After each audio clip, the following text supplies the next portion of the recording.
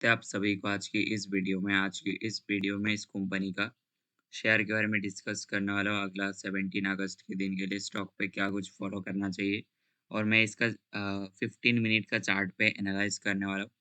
कौन-कौन सी support, resistance level important रहने वाला है वो भी देखेंगे। साथ ही इसका करंटली स्टोकेस्टिक आरएसआई का क्या वैल्यू चल रहा है वो देखेंगे और आगे का क्या व्यू है उसको समझेंगे। पहले ही बता देना चाहता हूँ वीडियो को फुल स्क्रीन करके फुल क्वालिटी में देखना ताकि चार्ट आप लोग को सब कुछ क्लियरली विजिबल हो जाए।